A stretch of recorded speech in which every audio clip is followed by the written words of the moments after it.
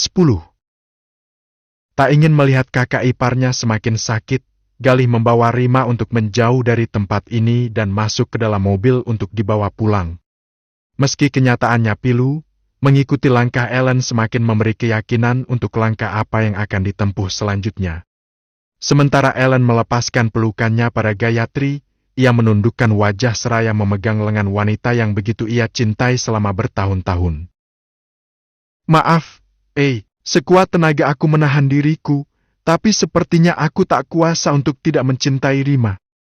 Beberapa waktu ini aku baru sadar, bila dia sudah mengisi sebagian hatiku. Gayatri menatap sendu pada Ellen.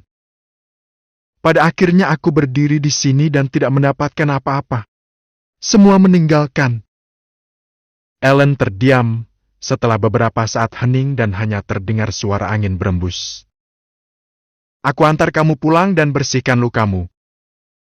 Gayatri tidak menjawab, ia hanya menurut dan masuk ke dalam mobil dengan wajah yang muram, matanya masih menghangat, meski dengan sekuat tenaga ia berusaha agar tidak sampai menangis. Lindungi dirimu dan jangan datang lagi ke sana, ucap Ellen dan mulai melajukan mobilnya. Hari ini Gayatri datang ke rumahnya.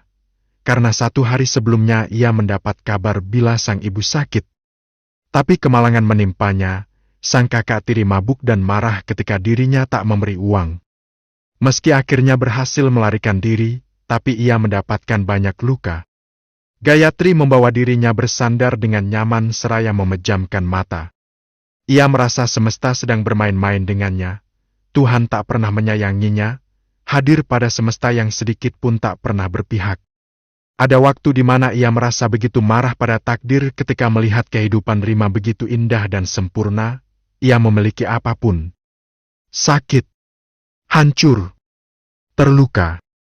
Bahkan mungkin ketika ia mengharap cinta kembali pada Ellen, semesta akan semakin membencinya, langit akan menyalahkannya. Berbeda ketika semua terenggut darinya, dunia seperti sedang tertawa terbahak-bahak.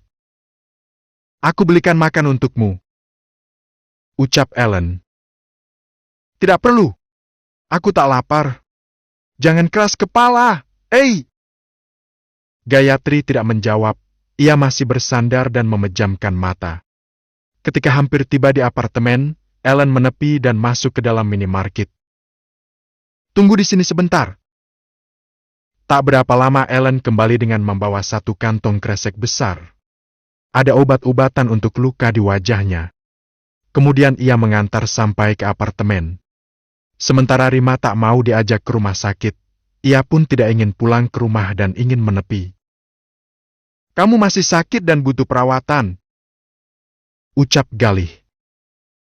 Aku bisa menyembuhkan sakitku sendiri. Sekarang kamu mau kemana? Kemana saja, asal tidak ke rumah dandam rumah sakit.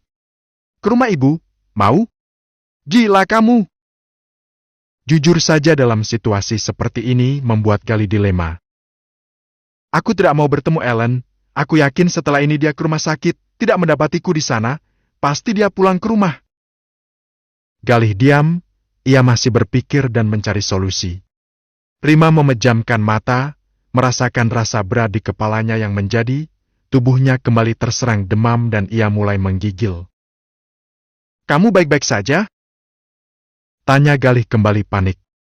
Rima tidak menjawab dan masih menggigil. Galih pun mematikan AC kemudian memberikan Rima jaket miliknya. Tanpa pikir panjang lagi, Galih menancap gas mobilnya menuju apartemen miliknya. Hingga 15 menit kemudian ia tiba di sana dan Galih segera membawa Rima turun. Rima pun dibaringkan di sofa, ia kemudian memberikan obat penurun panas. Sedikit pun ia tidak beranjak dari sana. Aku di mana? Tanya Rima ketika terbangun dengan kepala yang masih berat. Kamu di apartemenku. Sepertinya aku harus pulang. Jawabnya seraya beranjak. Ya, memang kamu harus pulang. Tapi tidak selarut ini. Ellen pun sejak tadi menelponku. Kamu mengangkatnya. Karena dia menelponku pasti untuk menanyakanmu. Selama ini dia tidak pernah menghubungiku. Masih dengan tubuh lemas, Rima bersandar pada sofa empuk di rumah Galih ini. Setelah melihat Ellen dan Gayatri, aku mulai berpikir, apa aku ini begitu egois? Galih mendengarkan tanpa menyela. Mengapa mereka sejak awal tidak jujur? Seandainya tahu lebih awal, aku tidak mungkin mencintai kekasih sahabatku sendiri. Gayatri selalu mengalah padamu sejak dulu. Aku juga bisa mengalah padanya. Galih, aku menyayanginya lebih dari sahabat, dia seperti kakakku sendiri. Galih diam, kembali memperhatikan kakak iparnya yang kembali menunduk. Setelah semua ini terjadi, yang sakit bukan hanya aku tapi semuanya. Sekarang fokus pada sehatmu saja dulu. Rima menatap ke arah Galih. Aku penasaran, kenapa kamu dan kakakmu seperti kucing dan anjing? Aku tidak suka saja padanya. Ya kenapa? Tidak perlu tahu, nanti kamu ikut kesal sama aku. Itu sudah dari dulu. Galih tertawa kecil, begitu juga Rima. Ia tak pernah kesal terhadap adik iparnya itu meski sejak awal mereka bertemu. Galih tak pernah menganggapnya kakak ipar, pria itu selalu menyebutnya dengan kamu. Tak pernah ada kata sapaan lain. Sekarang kamu tidurlah. Besok pagi sudah membaik kamu pulang. Kamu mengusirku? Galih mengangguk. Memang adik ipar gak ada akhlak. Galih berlalu mengambil air hangat ke dapur, sementara Rima sama sekali tak bisa memejamkan mata, ingatan tentang tadi begitu mengganggu. Ia sungguh patah hati, mungkin ini titik terdalam rasa sakit yang ia alami dalam percintaan. Tak berapa lama Galih kembali dan membawakannya satu gelas air. Setelah ini tidurlah. Aku tidak bisa tidur. Bisa. Kamu hanya perlu mengganti apa yang sedang kamu pikirkan. Sesekali rasa sakit harus dinikmati. Ini salah satu cara kita berproses. Sok tahu. Kayak yang pernah tahu saja rasanya patah hati. Jawab Rima. Galih tersenyum. Beberapa tahun lalu, sebelum ia dan Ellen menjadi berjarak seperti ini, keduanya masih layaknya kakak beradik, meski sering berbeda pendapat tapi masih saling melindungi. Hingga akhirnya sebuah peristiwa terjadi, dan mereka menjadi sejauh ini. Sementara Ellen nampak tak menentu mencari keberadaan Rima. Ia pergi ke rumah sakit dan tidak mendapati istrinya, kemudian ia pulang ke rumah dan juga Rima tidak ada di sana. Sampai larut malam seperti ini ia masih memacu kendaraannya, berharap menemukan sang istri. Beberapa kali ia mencoba memanggil, tapi tak terhubung. Ellen putus asa, beberapa kali ia memukul kemudi dan merasakan penyesalannya sendiri. Kamu di mana? Jangan seperti ini, maafkan aku. Akhirnya, setelah 3 tahun bersama dalam pernikahan, kata maaf itu untuk pertama kalinya keluar. Tapi semua seolah tidak lagi berarti. Sesampainya di apartemen Gayatri melempar ponselnya seraya berteriak. Sebuah pesan datang dari orang tua Rima. Kamu kurang ajar. Ngapain tadi sama Ellen? Awas ya kalau macam-macam. Saya bisa membuat kamu tidak menjadi apa-apa. Bersyukurlah dengan kehidupan kamu sekarang. Jangan aneh-aneh. Gayatri mulai jengah dengan segala doktrin keluarga Rima. Ini terjadi sejak belasan tahun yang lalu. Ia merasa hidup dalam tekanan dan menjadi wayang keluarga Rima. Ia benci. Semalaman Ellen tidak tidur, pesan yang dikirimkan pada Rima tak kunjung terbalas. Pekerjaan terbengkalai. Hari ini, Rima, Gayatri dan Ellen tidak masuk kantor. Tak kenal lelah, Ellen kembali memacu kendaraannya untuk mencari Rima. Ia terlihat sekali berantakan. Sementara Rima sendiri pulang ke rumah, ia belum sepenuhnya pulih tapi ada hal yang harus diselesaikan. Sesampainya di rumah, ia tidak mendapati Ellen di sana, tapi kali ini ia pulang untuk tidak berdebat. Ia membawa langkahnya menyusuri tangga, foto pernikahan terpasang dengan sempurna. Gaun mewah membalut Rima begitu cantik, sementara Ellen terlihat gagah, meski tak nampak senyum di sana. Rima melanjutkan langkah, kemudian memasukkan satu persatu pakaian ke dalam koper. Kali ini dirinya semakin yakin, keputusan untuk pergi adalah yang terbaik. Lemah rasanya, bukan karena ia sedang sakit. Tapi keputusan ini membuatnya tak berdaya. 1 jam sudah ia di kamar ini, memandang sekitar dengan tangis. Aura kebohongan begitu terasa kini. hingga tangisnya terhenti ketika terdengar pintu dibuka. "Jangan pergi, Rima. Tidak ada alasan untuk bertahan di sini. Tolong jangan pergi." Ellen menjauhkan koper. "Aku minta maaf," ucapnya lirih sambil menundukkan wajah. Ini untuk pertama kalinya Ellen meminta maaf secara langsung. "Aku yang minta maaf karena terlalu egois." Ellen masih menunduk, tak berani menatap istrinya. Matanya kini menghangat. Rima pun mengambil koper itu, kemudian keluar dari kamar. "Kalau perlu aku akan memecat Gayatri." Rima membalikkan badan. "Lalu setelah itu masalah selesai, Mas?" Ellen diam. "Sudah, Mas. Tak perlu banyak lagi yang dikorbankan. Aku pamit. Urusan orang tuaku, biar aku yang menjelaskan. Mereka pasti mengerti tanpa menyalahkanmu." Rima kembali membawa kopernya. Ia meninggalkan rumah ini dengan segala kenangan terbaiknya.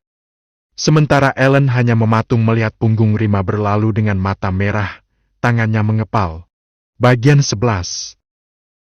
Ellen membawa langkahnya sedikit cepat ketika Rima tak lagi ada dalam pandangannya. Ia menyusuri tangga dan mendapati Rima sudah ada di ambang pintu. "Tolong jangan seperti ini. Mari kita bicara. Apa yang harus dibicarakan? Tentang kita." "Apa, Mas? Apa yang kamu lakukan sudah sangat membuat aku paham.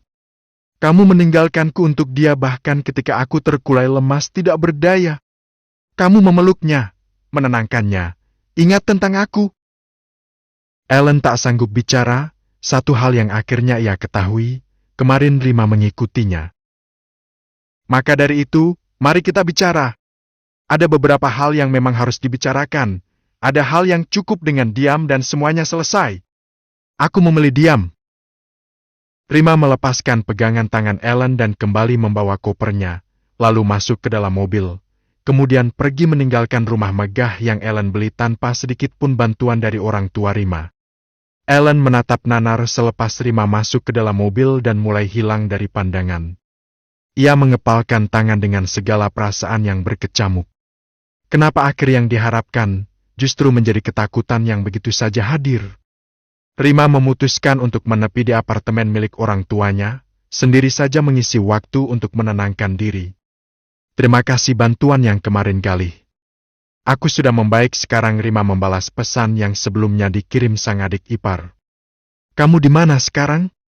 "Aku tidak di rumah, tapi di tempat yang aman." "Oke. Kabari aku bila membutuhkan apapun." "Oke. Thank you adik ipar." Galih tak lagi membalas pesannya. Rima menikmati segelas coklat panas seraya menatap titik-titik air di jendela. Sore ini hujan mulai turun dengan deras, melukis titik-titik air di jendela. Ia angkat satu tangannya, lalu memegang jendela dan membiarkan dingin menjalar sampai ke hati. Semenjak dirinya keluar dari rumah, Ellen sama sekali belum menghubunginya. Rima mengambil ponselnya, kemudian mencari nama Gayatri. Ia ingin mengirimkan pesan, meski ragu karena peristiwa kemarin. Tapi akhirnya ia mulai mengetik sesuatu. "Hey, are you okay?" Pesannya tidak terkirim, hanya centang satu. Waktu terakhir nomornya aktif pun kemarin. Perasaan cemas seketika bergelayut. Tak berapa lama terdengar pintu dibuka, orang tuanya datang, mereka kaget melihat Rima ada di sini, begitu juga Rima. "Sedang apa di sini, sayang?" tanya ayahnya. "Sedang ingin di sini saja, Pak," jawab Rima. Sedikit pun ia tidak menunjukkan raut wajah yang akan membuat orang tuanya kecewa. "Mana Ellen?" tanya ibunya. "Di rumah, Ma. Kalian tidak sedang berantem, kan?" ucap ibunya curiga, apalagi setelah melihat Gayatri dan menantunya kemarin. "Tidak, Ma. Jangan bohong. Kalau berantem biar Mama yang ngomongin Ellen. Anak Mama kok dibuat sedih." Rima diam tidak banyak menanggapi. Sejak dulu ia memang tak berani menyela orang tuanya. "Cepat bilang sama Mama. Jangan diem aja," lanjut ibunya. "Cukup, Ma.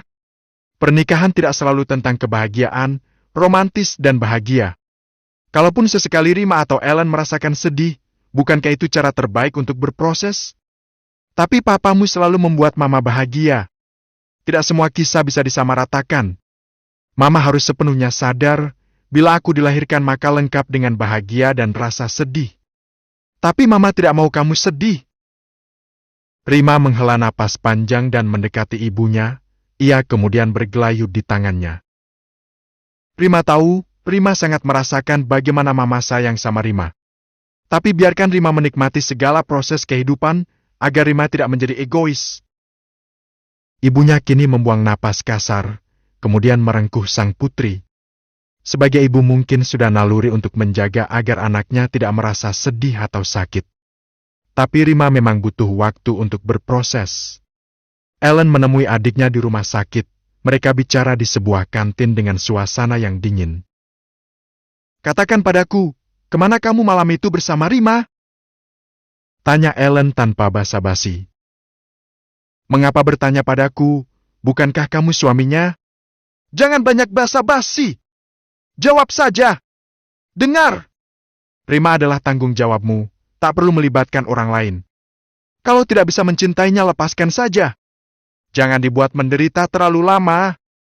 Jangan sok tahu dan banyak bicara. Sejak awal yang kamu lakukan padanya sudah gila. Lepaskan secepatnya dan sudahi. Kamu terlalu ikut campur. Galih. Aku sudah tidak peduli padamu sejak 5 tahun lalu, tapi kali ini aku peduli pada Rima. Kamu menyukainya? Galih tersenyum bengis seraya membuang muka. Ucapan Ellen terdengar konyol di telinganya.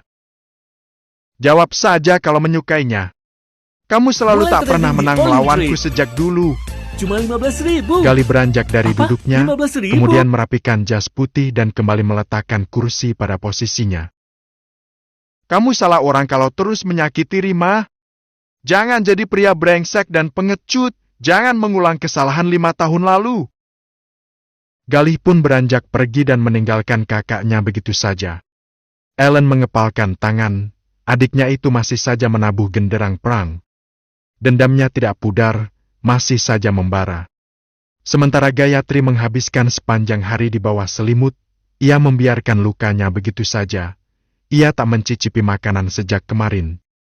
Ia ambil ponsel yang sejak kemarin mati dan sempat dilemparkan, lalu membuka beberapa pesan dan salah satunya dari Rima. Aku baik, jawabnya singkat. Tak berapa lama ponselnya berdering, sebuah panggilan yang tak lain dari Rima. Gayatri enggan mengangkatnya, ia tak ingin memaksakan diri untuk bertopeng seolah dirinya baik-baik saja. Ia sedang tidak ingin mendengarkan keluh kesah Rima, ia ingin sendirian. Angkat, Akhirnya pada dering kelima, Gayatri mengangkat panggilan Rima. Halo, kamu gak apa-apa kan? Ada yang bisa aku bantu? Tanya Gayatri. Apa setiap kali aku menelpon kamu selalu menganggap aku membutuhkanmu? Tanya Rima lirih dan pelan. Iya. Sejak dulu ibumu selalu mengatakan, selalu tanyakan apa yang kamu butuhkan. Apa kamu begitu tertekan dengan ibuku? Tidak. Mereka memberiku hak yang baik, maka dari itu aku menuntaskan kewajiban. Apa kebersamaan kita selama ini adalah sebuah tanggung jawab pekerjaan? Bisa dikatakan iya. Gayatri sama sekali tidak berusaha untuk bertopeng, ia seperti sedang mengeluarkan apa yang ada di hatinya. Sementara Rima diam mendengarkan jawab Gayatri, matanya menghangat dan mulai deras. Sejak dulu ia memang gadis yang sangat cengeng, terluka sedikit pun menangis. Tapi yang dikatakan Gayatri menimbulkan rasa sakit yang luar biasa. Sejenak mereka berada dalam hening. Usap air matamu, jangan menangis. Ucap Gayatri seolah paham kondisi Rima di sana. Mendengar ucapan itu Rima semakin terseduh, meski tangisnya ia tahan, suaranya tak ia keluarkan. Tak peduli pekerjaan atau apapun, aku menyayangimu. Kamu sudah sangat baik padaku. Meski saat sekolah dulu aku sering sakit hati dan sedih ketika kamu diam saja, saat teman-teman di sekolah menyebutku kacungmu dan juga pembantumu. Maaf. Rima terisak dengan bibir yang bergetar, Tangisnya sudah menganak sungai dan membuatnya sulit bicara. Tak perlu minta maaf, kenyataannya memang seperti itu. Aku yang seharusnya tak perlu marah. Rima tak menjawab kini, ia terseduh di ujung telepon sana. Gayatri pun tidak tahu mengapa ia mengeluarkan apa yang sedang dirasakan hatinya. Tak perlu menangis, Rima. Aku baik-baik saja. Aku menyayangimu dan aku akan menjadi orang yang selalu ada kapanpun kamu butuhkan. Rima masih terisak. Sudah ya, Rim? Aku mau mandi dulu. Kamu butuh aku sekarang? Aku akan datang. Tidak, kamu istirahat saja, jaga kesehatan dan kabari aku. Baik? Panggil Rima. Iya. Aku tak pernah menganggapmu orang lain, aku menyayangimu. Tapi aku tak memiliki kemampuan melindungi sebaik kamu. Setelah itu panggilan ditutup, Rima menyembunyikan wajahnya di antara lutut dan menangis sejadi-jadinya. Patah hati terasa bertubi-tubi atas segala kesempurnaan yang ia dapatkan selama ini. Apa yang sedang ia alami sekarang seperti menjadi titik terendah. Waktu menunjukkan pukul 8 malam ketika Rima mendapatkan panggilan dari Galih. Aku tidak akan memberitahukan keberadaanmu. Aku hanya memberikan obat agar kamu lekas pulih. Aku sudah oke. Jawab Rima. Suaramu masih terdengar lemah. Kamu ngeyel. Aku hanya berusaha jadi adik ipar yang baik. Ya sudah, kita bertemu di luar. Kamu sedang tidak baik dan meminta bertemu di luar. Bertemu di lobi apartemenku. Oke. Sekitar setengah jam kemudian Galih mengabari sudah ada di sana. Rima pun turun untuk menemui adik iparnya yang duduk di salah satu meja labi. Thank you, Galih. Ambil ini juga. Galih membawakannya makanan. Sekali lagi makasih. Ucap Rima mengambil makanan itu. Kamu akan menjadi pasangan yang baik untuk calonmu nanti. Lanjutnya. Sayangnya tidak ada mau denganku. Bukan tidak mau, kamu yang tidak membuka diri. Masa perempuan yang harus mendekati kamu duluan? Tidak masalah. Wanita yang mendekati laki-laki duluan itu tahu bila waktunya berharga dan gak mau nunggu sesuatu yang gak jelas. Seperti kamu dulu. Jawab Galih sambil sedikit tertawa. Rima pun membalas tawa itu. Adik iparnya benar. Ia dulu mengejar-ngejar Ellen sampai gila. Tanpa disadari, Ellen memperhatikan adik dan istrinya dari jauh. Ia semakin benci pada Galih dan juga marah pada Rima. Ia sedikit pun tak suka melihat istrinya berdekatan dengan Galih. Bagian ke-12. Ellen mencari tahu keberadaan Rima melalui nomor telepon. Hingga akhirnya ia menemukan istrinya itu ada di sini dan sedang tertawa nyaman bersama Galih. Seolah tidak ada sesuatu yang sedang terjadi. Ia masih mematung di sini, seolah tak ada keberanian untuk mendekat. Ia khawatir Rima akan semakin menjauh ketika ia memaksa untuk tak berjarak. Ellen tidak menghubungimu? Tanya Galih. Rima menggelengkan kepala pelan. Dia tidak akan masalah ketika aku tidak ada, justru dia akan senang, sejak dulu seringkali terganggu dengan segala sikapku. Langkah apa yang akan kamu ambil? Rima menggelengkan kepala pelan. Menurutmu apa berpisah lebih baik? Tidak tahu. Hidupmu, kamu sendiri yang tahu harus mengaturnya kemana. Rima menghela napas. Sementara Ellen berbalik arah menuju mobilnya. Perasaannya masih sama, tak menentu. Sepanjang perjalanan pikirannya terus bermain. Mungkinkah saat ini dalam satu waktu ia sedang mencintai dua wanita sekaligus? Setelah pengakuannya pada Gayatri kemarin, ternyata tidak membuang perasaannya sama sekali. Aku merasa menjadi manusia paling buruk di dunia. Ya, begitulah Rima. Terkenal begitu sejak dulu. Ucap Galih bergurau. Rima mengerucutkan bibirnya, menatap Galih kesal. Terkadang lucu, ternyata kita pernah bertemu di masa lalu. Aku anak cantik, kalem dan baik. Sementara kamu nakal dan ketua geng. Galih tertawa kecil. Aku ingat sekali, kamu selalu dikepang dua, anak manja. Maaf peristiwa itu tidak sengaja. Kamu memang menyebalkan sejak dulu. ucap Rima. Belasan tahun lalu, mereka memang sempat bertemu. Galih terkenal nakal dan bersekolah di tempat lain.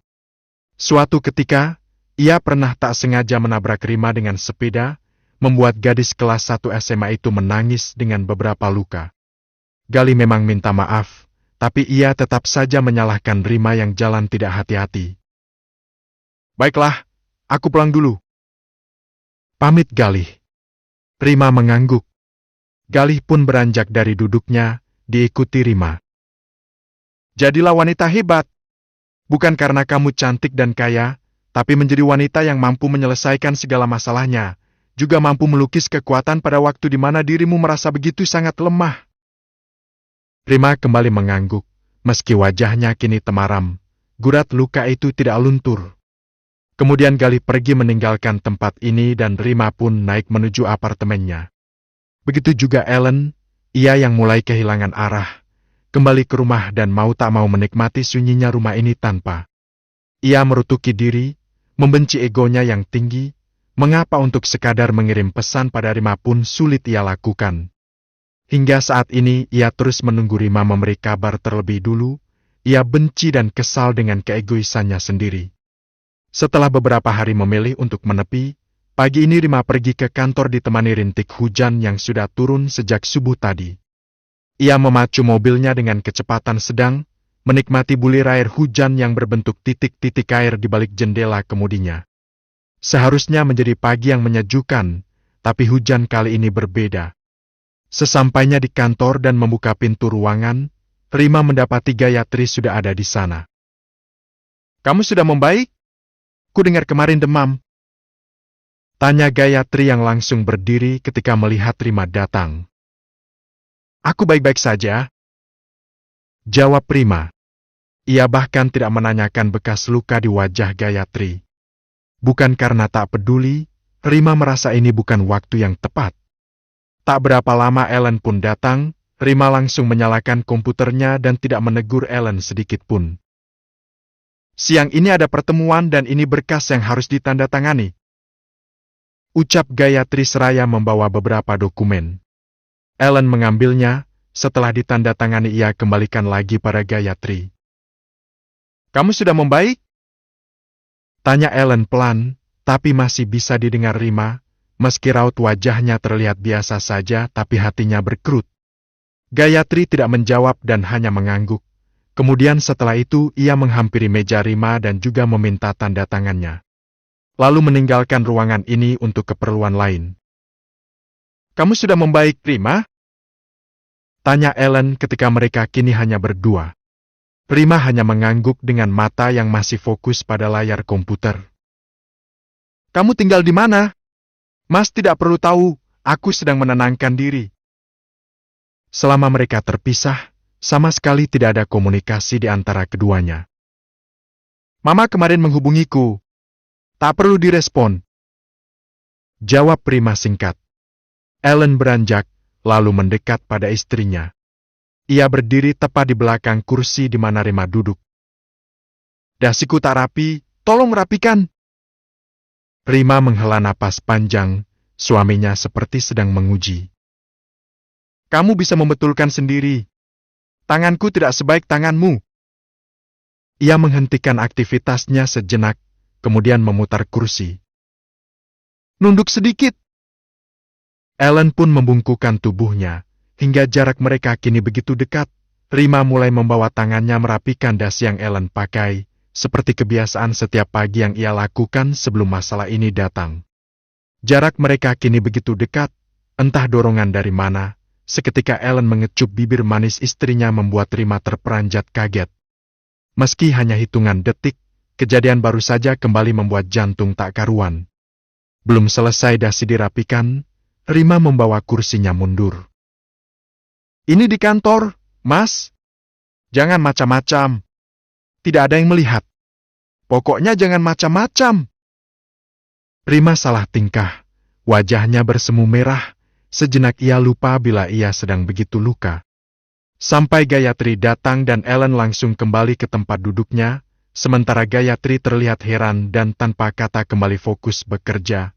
Ia tak seceria biasanya. Waktu istirahat tiba. Mau ke kantin bersama, Rin? Tanya Gayatri. Tidak, aku di sini saja.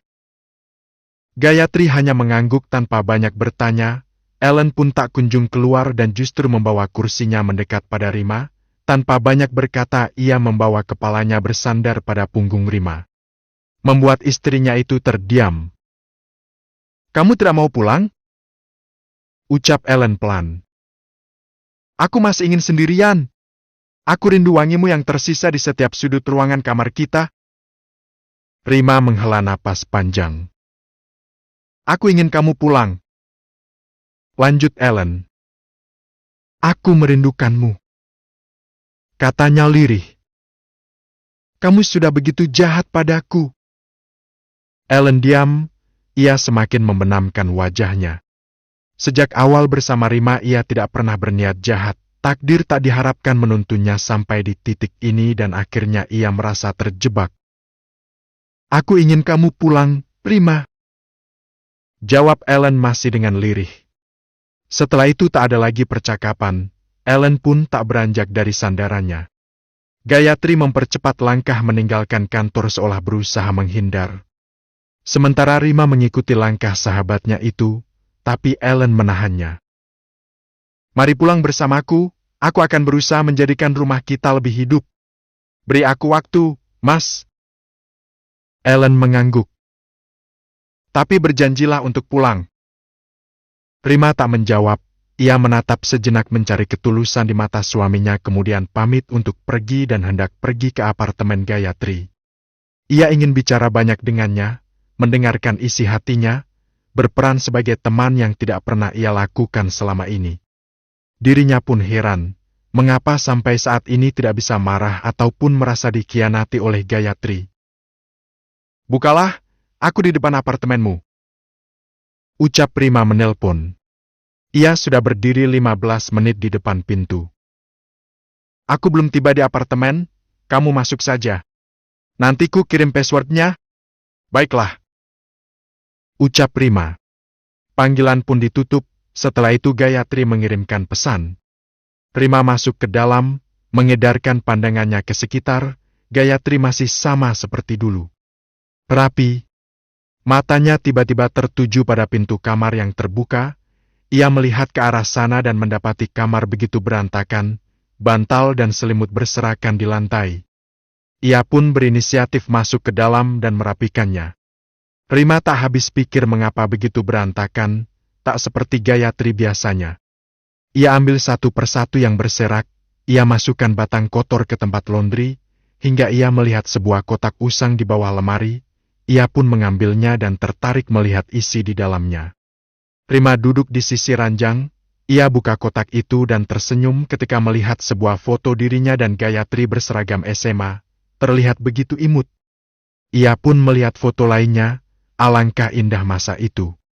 Lalu, pada sebuah kotak kecil lain yang ada di dalamnya, ia mendapati banyak foto Gayatri dengan Ellen, hatinya bergemuruh. Mereka terlihat bahagia, bahkan Rima belum pernah melihat Ellen berekspresi seperti itu pada setiap gambar yang mereka ambil. Hingga tangannya tiba pada sebuah buku kecil usang, ia membuka lembar pertama dan sesuatu jatuh dari sana. Tangannya bergetar mengambil benda itu, sebuah alat bergaris 2. Rima menutup mulutnya tak percaya, ia benar-benar runtuh sekarang. Sesuatu telah tumbuh di rahimku, tanda cinta yang kamu sematkan tanpa pernah kamu tahu, karena kamu harus pergi pada takdir lain yang tak bisa kusela. Tentu tidak mungkin ku biarkan malaikat kecil ini hidup, mungkin ia akan terbang bersamaku. Bandung, 26 Januari tahun 2015. Kamu sedang apa, Rima? Suara Gayatri mengagetkan Rima dalam seketika, hingga apa yang ada di tangannya kini terlepas. Bagian ke-13. Sedang apa di kamarku, Rima? Tanya Gayatri dengan wajah yang tak bisa dijelaskan. Ia mendekat dan langsung dengan paksa mengambil apa yang sedang Rima pegang. Sementara Rima masih termangu, ia tak bisa berkata-kata dan masih begitu syok. Begitu juga Gayatri, bahkan napasnya berburu tak beraturan.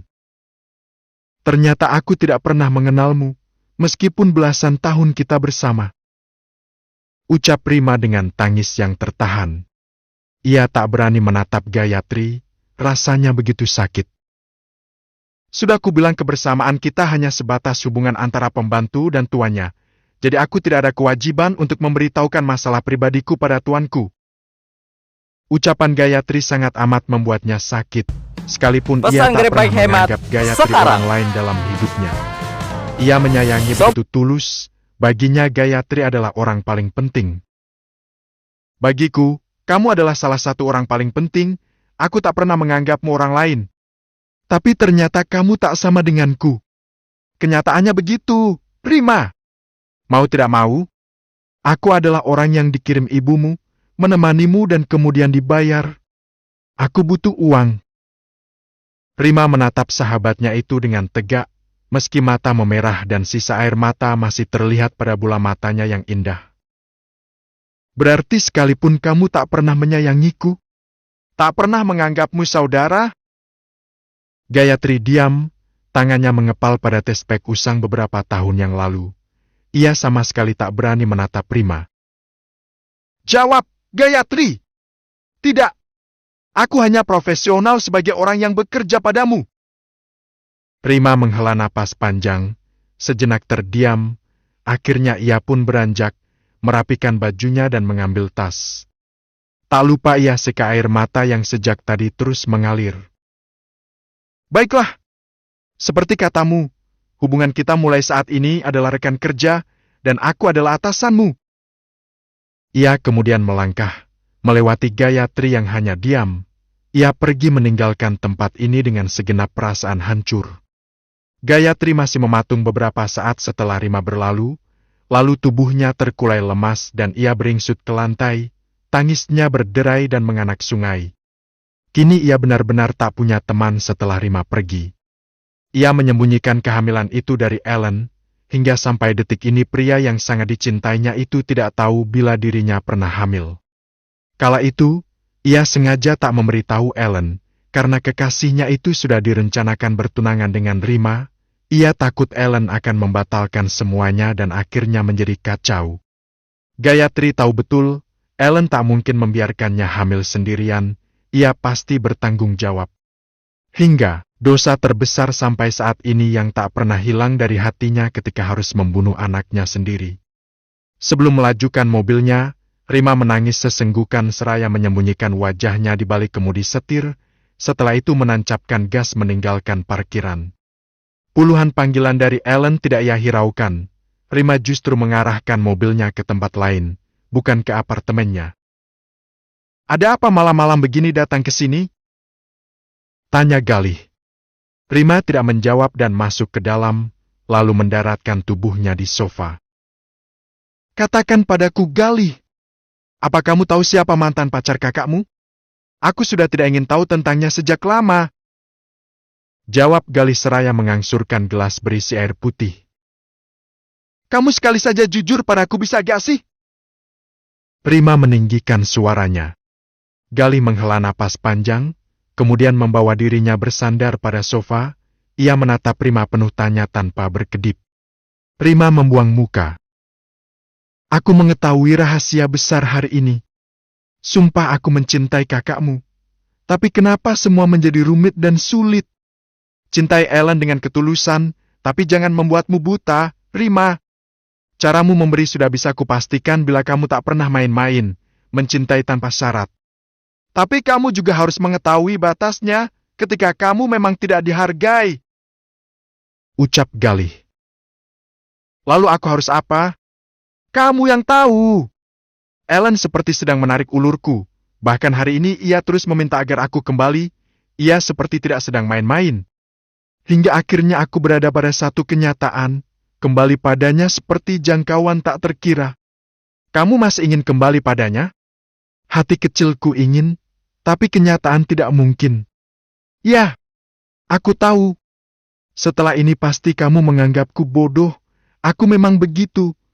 Luar biasa bodoh. Jawabnya sambil kembali menitikkan air mata. Ia tidak tahu harus pada siapa mengadu, karena pada orang tuanya adalah bukan solusi, mereka pasti akan begitu ikut campur, sedangkan Rima tak ingin itu semua terjadi. Ponselnya kembali berdering, masih panggilan dari Ellen. Kali ini Rima langsung menolaknya dan mematikan ponselnya. Kamu benar-benar tidak tahu mantan kekasih Ellen? Ada? Jawab Galih tenang. Siapa? Katakan padaku. Waktu SMP, bintang sekolah, kakak kelasnya. Rima mengembuskan napasnya kasar, tak puas dengan jawaban Galih. Aku mau pulang saja, ternyata kamu pun tak pernah berpihak padaku. Jangan dulu pulang, aku tahu kamu sedang bersedih dan kamu belum makan. Ucapnya sambil beranjak dan pergi ke dapur. Tak perlu memasak. Aku tak selera untuk makan. Aku masak untukku sendiri, tapi kamu harus mencobanya. Rima diam dan pasrah, pikirannya masih pada kejadian tadi. Sekilas ia melihat Galih nampak lihai memainkan perkakas dapur, sesuatu yang tidak pernah ia lihat sebelumnya. Setengah jam kemudian, Galih datang dengan 1 piring makanan dan 1 gelas coklat hangat. Makanlah, semoga bisa meredakan sedikit kegelisahanmu. Rima hanya melihat makanan itu tak berselera. Kamu mahir juga memasak, bahkan aku pun kalah. Aku pernah belajar saat kuliah. Aku juga pernah belajar, tapi tetap saja tidak bisa. Apa tanganku ini hanya pintar untuk belanja saja? Jawab Rima sambil mengerucutkan bibir. Ia berusaha untuk tidak terlihat begitu menyedihkan. Galih tertawa kecil. Sudah, makanlah. Sepertinya kamu laki-laki yang paham terhadap wanita, bisa mengalah dan minta maaf, idaman namanya itu. Ucap Rima kembali. Idaman bukan seperti itu. Lalu, pasangan idaman menurutku tak hanya selesai pada kata maaf dan mengalah. Tapi harus bisa saling berkomunikasi dengan seimbang, berkomitmen, menjaga privasi, juga mengerti, bila hidup tidak hanya tentang aku dan dia, jadi tidak posesif. Berarti aku bukan idaman, ya? Aku ini manja dan sangat posesif. Satu lagi, idaman tidak hanya melihat dari satu sisi dan membiarkan pasangannya mengekspresikan diri. Entahlah. Terserah kamu. Rima melahap semua makanan yang dibuat oleh Galih. Ia bahkan tak menyisakan sedikit pun. Aku ingin tahu bagaimana ketika kamu ingin makan, tak ingin makan pun begini. Ucap Galih meledek. Diam kau! Jawab Rima sambil melotot ke arahnya. Setelah itu terdengar bel berbunyi, Galih melihat ke arah pintu dengan sedikit heran. Tak pernah ada tamu datang ke apartemennya. Siapa yang datang? Pacarmu? Bagaimana ini? Galih beranjak, lalu melihat siapa yang datang. Ellen sudah berdiri di sana. Ia pun memilih untuk tidak membukanya. Tapi kakaknya itu terus-menerus menekan bel, hingga akhirnya pintu pun dibuka. Rima di sini bukan? Tanya Ellen masih dengan sikap ketus dan dinginnya. Bahkan saat ini ia terlihat sangat marah. Belum sempat Ellen menjawab, Rima keluar dan berdiri di belakang Galih. Sudah ku katakan jangan dekat dengannya. Mengapa kamu datang ke sini tanpa sepengetahuanku? Mata Ellen membulat tajam seperti hendak menerkam. Tidak semua tentang hidupku harus kuutarakan padamu, bukan? Jawab Rima masih dengan posisi yang sama. Pulang denganku sekarang. Ellen membawa langkahnya. Ia melewati Galih dan tidak peduli ketika tidak sengaja tubuhnya menubruk tubuh sang adik. Aku tidak mau pulang denganmu. Ucap Rima berusaha melepaskan pegangan tangan Ellen. Lepaskan dia! Galih mulai geram. Ayo pulang, Rima! Ellen terus memaksa sementara Rima terus berontak. Galih mendekat dan melepaskan cengkeraman Ellen pada Rima. Ia hendak memukul kakaknya, tapi segera ditahan oleh adik iparnya itu. Sudah, Galih! Tolong jangan membuat keributan karena aku di sini. Rima memutar balik tubuhnya lalu mengambil tas dan keluar dari apartemen ini tanpa satu patah kata pun.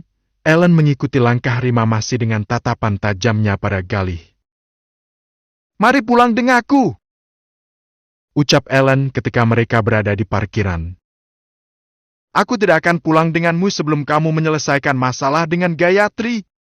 Masalah apa? Aku tidak punya masalah dengannya. Oh, iya? Pria macam apa yang meninggalkan kekasihnya yang tengah hamil untuk bersama wanita lain? Ellen diam. Ia menatap Rima. Sedikit pun ia tak paham dengan apa yang sedang istrinya bicarakan. Jangan asal bicara! Apa sekarang kamu mau berbohong lagi? Tak cukup selama ini kamu berbohong? Gayatri pernah hamil anakmu dan kamu meninggalkannya. Mungkin saja saat itu Gayatri tak mempunyai cara lain, sehingga harus menghilangkan buah cinta kalian. Ellen diam, terkejut luar biasa. Sungguh hingga detik ini ia tak pernah tahu bila Gayatri pernah mengandung anaknya. Bagian ke-14. Logika berkata ada bagian yang harus segera diselesaikan saat ini juga. Tapi Rima berpikir, apakah dengan semudah itu dilepaskan? Bukan tentang cinta atau perasaan yang lemah, tapi ia hanya memberi waktu pada dirinya untuk berpikir tenang. Rima merasa pikirannya masih berkecamuk dan butuh sendirian. Bukankah untuk setiap yang berumah tangga, membutuhkan waktu sejenak berpikir saat mengambil keputusan paling penting? Semua selesai, aku dan kamu. Ucap Rima melepaskan pegangan tangan Ellen. Kemudian ia masuk ke dalam mobil dan meninggalkan Ellen yang masih mematung. Tak lama setelahnya Ellen pun turut pergi. Ia mencoba menghubungi Gayatri dan memastikan kabar yang Rima berikan, tapi sama sekali ia tak mendapatkan jawaban. Ellen pun memutuskan untuk datang ke apartemennya. Ia berdiri di depan pintu hampir 1 jam, tapi Gayatri tak membukakan pintu. Rima menghentikan mobil mewahnya di gedung kantor berlantai 20 milik keluarganya. Kesan manja dan ceria tak lagi nampak di wajahnya, tegas dan sangat berani. Ia masuk ke dalam ruangan dan menjadi pusat perhatian, sangat berbeda dari Rima yang selama ini ia tampilkan. Gayatri menoleh ketika mendengar suara pintu terbuka, begitu juga Ellen yang sepertinya baru datang. Mereka berdua pun kaget melihat Rima yang berbeda, lain dan terasa angkuh. Saya ingin ruangan saya dan Pak Ellen dipisah, juga dia. Tunjuk Rima pada Gayatri. Dia hanya seorang staf di sini. Mengapa ada perlakuan istimewa dan satu ruangan dengan CEO? Aneh. Ucapnya pada salah satu karyawan yang ia bawa. Selama bekerja di kantor ini, Gayatri memang mendapat perlakuan khusus, bahkan dari segi pembayaran pun terbilang tinggi. Tidak, saya tidak mau dipisah ruangan dengan istri saya. Maaf Pak Ellen, di kantor ini kita adalah rekan kerja dan saya adalah atasan Anda. Karyawan yang mendengar itu terlihat kaget. Seluruh pekerja di kantor ini tahu bagaimana mesranya Rima dan Ellen. Terutama Rima, ia selalu menunjukkan rasa cintanya. Kamu paham? Kenapa diam saja? Tanya Rima pada pria muda berusia sekitar 20 yang berdiri di belakangnya itu. Iya, Bu. Jawabnya sedikit menunduk dan kemudian pergi meninggalkan ruangan ini. Sementara Gayatri tak sedikit pun memberi tanggapan, ia kembali fokus pada pekerjaannya. Rima duduk di mejanya, lalu menyibukkan diri dengan aktivitasnya. Kirim saya laporan keuangan sampai 5 tahun ke belakang. Ucapnya pada Gayatri. Kamu kenapa, Rima? Tanya Ellen. Tapi Rima tidak menggubrisnya, ia masih fokus pada pekerjaannya sendiri. Minggu depan ada reuni, kamu harus datang. Ucap Rima pada Gayatri. Aku tidak akan datang. Jawab Gayatri pelan. Aku tidak menyuruhmu datang sebagai mantan siswa di sana. Aku mengajakmu sebagai asisten pribadiku. Gayatri melihat ke arah Rima, begitu juga Ellen. Mereka aneh dengan perubahan sikap Rima yang sangat amat berbeda. Baiklah, jawab Gayatri. Oh iya, satu lagi, semua hal yang membutuhkan persetujuan, harus aku dulu yang menandatangani, bukan orang lain. Gayatri paham siapa yang dimaksud orang lain itu, tak lain adalah Ellen.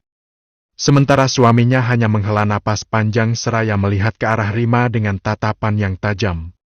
Hari itu berlalu dengan kesibukan, ia akan menelusuri semua keuangan semenjak Ellen datang.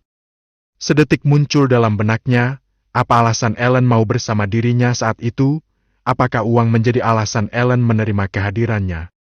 Ia pun berpikir, apakah Gayatri tidak benar-benar mengikhlaskan Ellen, atau ada niat mereka untuk menghancurkannya? Peristiwa yang beberapa waktu ini menimpanya seperti membuat prasangka kotor terus menyelimuti hati. Gayatri memilih untuk bekerja tidak di ruangan ini, ia duduk sendiri di pojok kantor dan juga tidak bergabung dengan yang lain. Ia bahkan tidak memiliki teman di tempat kerjanya sendiri. Kamu kenapa, Rima? Kenapa memangnya? Ada yang salah denganku? Kamu semakin aneh dan gak jelas. Aku didik papa untuk menjadi wanita independen sebetulnya, tapi kemudian hal itu terabaikan karena semua yang aku butuhkan selalu terpenuhi. Aku tidak pernah tidak mendapatkan apapun, semua yang aku ingin ada genggaman. Tapi sepertinya aku harus mulai kembali pada didikan papa. Apa caramu seperti ini untuk mengejakku? Mengapa merasa diejek? Dari awal sudah tahu kan bila aku anak pemilik perusahaan, dan kamu hanya CEO. Tentu tidak salah bukan bila semua wewenang berawal dari aku. Ellen menghela napas panjang, ia tak ingin lagi berdebat. Kemudian keduanya kembali larut pada pekerjaan masing-masing. Sepanjang hari langit gelap tak bersahabat, rintik hujan pelan-pelan turun. Beberapa waktu ini cuaca memang tidak bisa diprediksi, kadang panas menggagas, terkadang pula hujan dan dingin menusuk. Pekerjaan yang menumpuk tak terasa membawa mereka pada waktu yang terasa begitu cepat, waktu menunjukkan pukul 12 lebih. Ellen mendekat pada istrinya seraya memegang handphone. Ibu mau bicara denganmu, ucap Ellen pelan. Aku lapar dan ingin makan dulu, bicara nanti lagi. Jawabnya sambil beranjak dan meninggalkan Ellen begitu saja yang perlahan mulai murka, tangannya mengepal. Rima tak pernah melakukan ini sebelumnya, ia sangat menyayangi ibunya dan selalu berusaha membahagiakannya. Sikap ini terasa begitu aneh. Begitu keluar ruangan, Rima mendapati Gayatri masih di pojok ruangan dan sibuk mengerjakan sesuatu. Sementara dengan sengaja Rima bercengkrama penuh tawa dengan karyawan yang lain. Sesekali Gayatri hanya melirik melalui sudut mata. Sementara ibu mertuanya menutup telepon dengan perasaan teramat sedih. Ini adalah untuk pertama kalinya menantu yang sangat dicintai menolak panggilannya. Minggu yang ditunggu untuk reuni akhirnya datang, Rima nampak elegan dan mewah menunggu di mobil yang tak kalah mewah. Sementara Gayatri terlihat tergopoh-gopoh membawa barang yang dipesan Rima. Sebetulnya ia tak enak hati memperlakukan Gayatri seperti ini, tapi seseorang yang ia anggap sahabat itu selalu menganggapnya tak lebih dari partner kerja. Semua sudah dan tidak ada yang ketinggalan, kita bisa pergi sekarang, ucap Gayatri.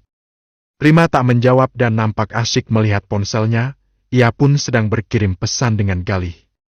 Sementara supir yang mendengar ucapan Gayatri langsung memacu mobilnya. Mereka akan menempuh waktu sekitar 2 jam dari sini. Aku tidak mengerti apa yang membuatmu merendahkan diri, mau saja disuruh ini itu, ucap Rima seraya mengambil buku di dalam tas. Uang. Aku bekerja untuk mendapatkan uang dan aku harus bersungguh-sungguh dengan pekerjaanku, jawab Gayatri yang kini juga terdengar asing. Aku bisa membayarmu berkali lipat, seandainya kamu bisa bekerja lebih keras denganku. Akan saya coba, jawab Gayatri. Tidak ada percakapan, langit bergelayut mendung, tapi hujan tak kunjung turun, sebuah hamparan kebun teh menandakan bila mereka akan segera tiba. Rima membaca buku meski tak dapat fokus, sementara Gayatri menghabiskan perjalanan dengan menatap sekitar, merasakan aura kesakitan masa lalu di tempat ini. Tempat ia tumbuh dan sakit, tempat di mana ia tak ingin lagi untuk datang. Cepat turun! Dan tolong bawakan barang-barangku, ucap Rima membuyarkan lamunan sesaat Gayatri. Ia terlihat ragu untuk membuka pintu, ada ketakutan yang tidak bisa diungkapkan dengan kata. Tapi, pada akhirnya Gayatri pun turut mengindahkan semua yang Rima perintahkan. Tangan dan kakinya bergetar, semua memori kembali terkenang, ia nyaris lelah, jalannya sedikit limbung. Mereka memasuki sebuah hotel yang sengaja Rima pesan untuk menjamu teman-temannya. Ya ampun, awet banget kamu kerja sama Rima. Gayamu juga sejak dulu tak pernah berubah. Rima selalu menjadi acuan ya. Ucap Hira menyambut Rima dan Gayatri. Sama sekali Rima tidak nyaman mendengar ucapan Hira itu, tapi ia memilih diam seperti belasan tahun lalu. Kalian sudah makan belum? Rima mengalihkan pembahasan agar mereka tidak terus fokus pada Gayatri dan berkata yang tidak enak. Belum, kami menunggumu. Ya sudah, kita makan dulu. Ucap Rima mengajak yang lain. Sepanjang acara reuni ini mereka saling bertukar cerita dan berbagi tawa. Beda dengan Gayatri, ia diam sepanjang acara, tak ada juga yang mengajaknya ngobrol. Hingga akhirnya Gayatri izin ke toilet. Kamu masih mau bekerja dengannya? Ucap Hira sedikit berbisik. Kenapa memang? Dia baik dan loyal, aku menganggapnya sahabat, jadi jangan bilang di karyawanku. Dia licik, Rim. Kamu harus hati-hati. Meski begitu kisah hidupnya kasihan. Ucap Hira sedikit berbisik. Kenapa? Rima mengernyitkan dahi. Kamu memang tidak tahu? Rima menggelengkan kepala pelan. Sebetulnya di sini banyak yang tahu, tapi mereka diam. Gayatri saat sekolah pernah keguguran, ia hamil diperkosa kakaknya. Ngeri, kasihan, untung saja tidak gila. Rima terdiam, ia bahkan tidak tahu mengenai hal ini. Mungkin orang tuanya pun tidak tahu. Tak berapa lama Gayatri kembali, ia duduk di sampingnya dan masih banyak diam.